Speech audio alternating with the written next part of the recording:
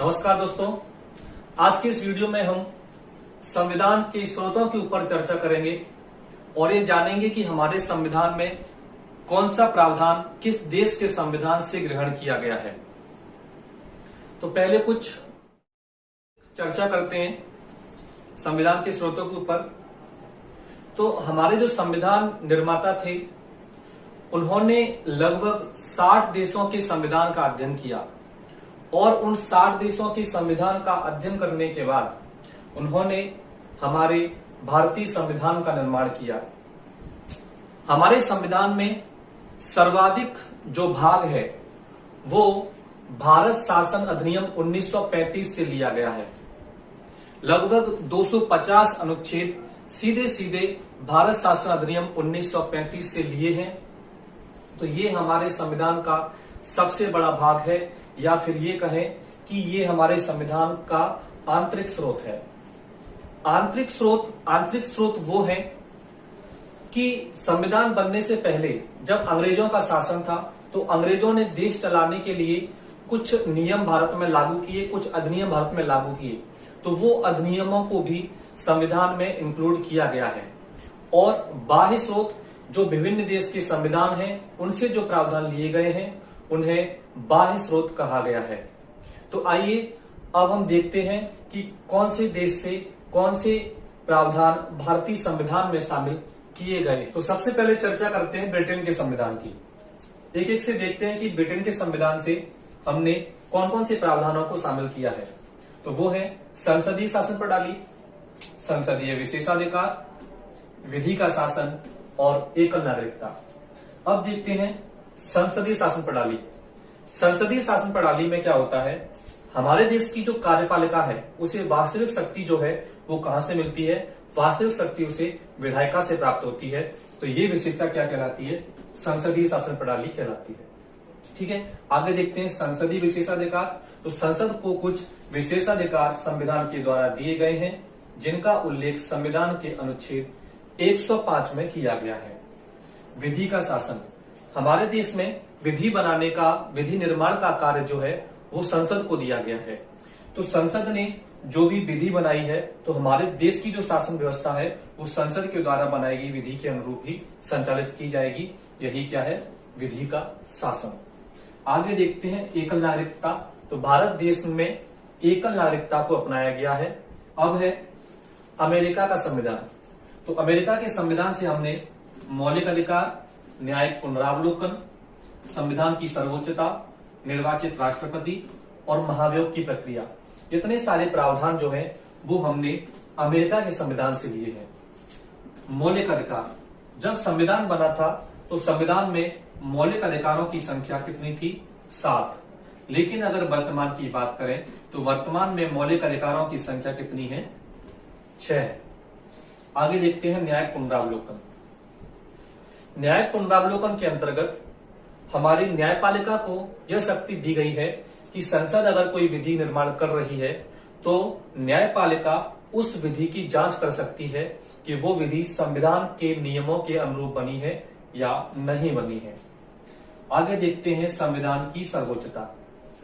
तो हमारे देश में संविधान की सर्वोच्चता को ज्यादा महत्व दिया गया है और संविधान की जो सर्वोच्चता है, संविधान को सर्वोच्चता कहां से प्राप्त होती है, भारत की जनता से प्राप्त होती है। निर्वाचित राष्ट्रपति, तो भारत में जो राष्ट्रपति है उसका चयन कैसे होता है, उसका निर्वाचन होता है।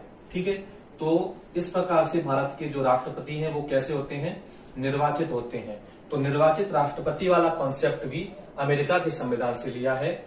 और महाभियोग की प्रक्रिया, राष्ट्रपति को हटाने के लिए जिस प्रक्रिया को अपनाया गया है उसको क्या बोलते हैं, महाभियोग, और जिसका उल्लेख संविधान के अनुच्छेद 61 में किया गया है।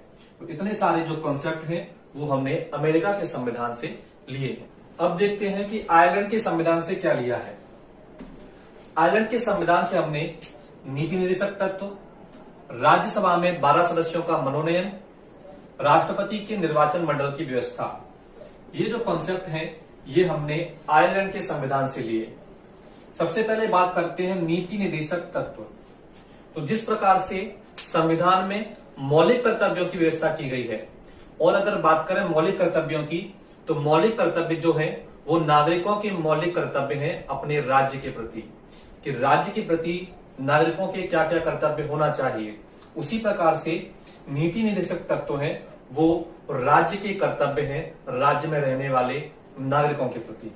तो मौलिक कर्तव्यों को हम बोलेंगे नागरिकों के कर्तव्य, और नीति निर्देशक तत्वों को बोलेंगे राज्य के कर्तव्य।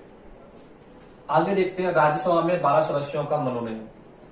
तो राष्ट्रपति महोदय राज्यसभा में 12 सदस्यों को मनोनीत करते हैं।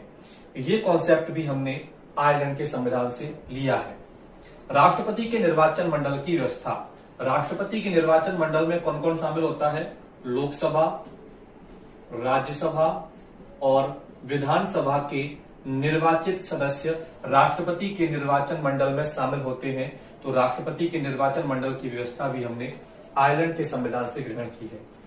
अब बात करते हैं कनाडा के संविधान की। तो संघीय शासन प्रणाली और अवशिष्ट शक्तियां केंद्र के पास, यहां पे अवशिष्ट शक्तियां केंद्र के पास, ठीक है।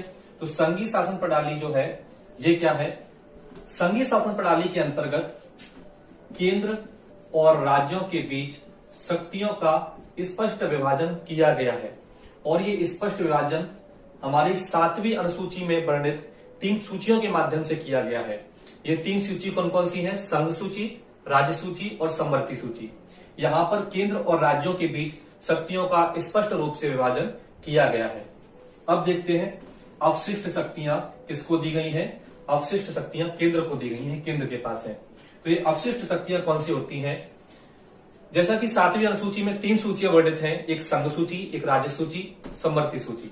संघ सूची के जो विषय हैं उन पर नियम और कानून बनाने का अधिकार केंद्र के पास है, और राज्य सूची के विषयों पर कानून बनाने का अधिकार राज्यों को है। वहीं समवर्ती सूची के विषयों पर कानून बनाने का अधिकार दोनों को है। लेकिन यदि कोई ऐसा विषय आता है जो इन तीनों सूचियों में से किसी सूची में वर्णित नहीं है, तो ऐसे विषय को अवशिष्ट शक्ति के अंतर्गत रखा जाता है। और अगर कोई विषय अवशिष्ट शक्ति के अंतर्गत आता है तो इस पर नियम और कानून बनाने का अधिकार किसके पास है? केंद्र के पास है। ठीक। फ्रांस का संविधान। तो फ्रांस के संविधान से हमने गणतंत्रात्मक व्यवस्था को अपनाया है।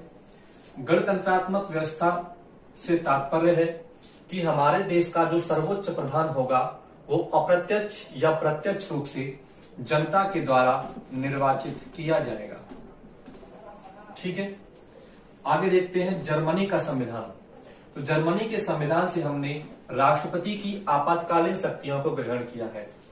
अगर बात करें राष्ट्रपति की आपातकालीन शक्तियों की, तो भारत के राष्ट्रपति को 3 प्रकार की आपातकालीन शक्तियां प्राप्त हैं, जिनमें राष्ट्रीय आपात, राष्ट्रपति शासन तथा वित्तीय आपात शामिल है। आगे देखते हैं ऑस्ट्रेलिया का संविधान। ऑस्ट्रेलिया के संविधान से हमने समवर्ती सूची को लिया है। समवर्ती सूची अभी हम चर्चा कर चुके हैं। 3 प्रकार की सूचियों का जो उल्लेख है वो 7वीं अनुसूची में किया गया है, संघ सूची, राज्य सूची और समवर्ती सूची। तो तीसरी वाली सूची है समवर्ती सूची, वो हमने किस देश के संविधान से ली है? ऑस्ट्रेलिया के संविधान से ली है। आगे है संयुक्त अधिवेशन। तो संयुक्त अधिवेशन वाला जो कॉन्सेप्ट है ये भी हमने ऑस्ट्रेलिया से लिया है, और इसका विस्तृत रूप से उल्लेख संविधान के अनुच्छेद 108 में किया गया है। आगे है दक्षिण अफ्रीका का संविधान। तो संविधान संशोधन की जो प्रक्रिया है ये हमने दक्षिण अफ्रीका के संविधान से ग्रहण की है। ठीक है दोस्तों, आज का ये वीडियो आपको कैसा लगा इसके लिए कमेंट करिए, और हमारा वीडियो अगर आपको अच्छा लगा है तो उसे शेयर करें और चैनल को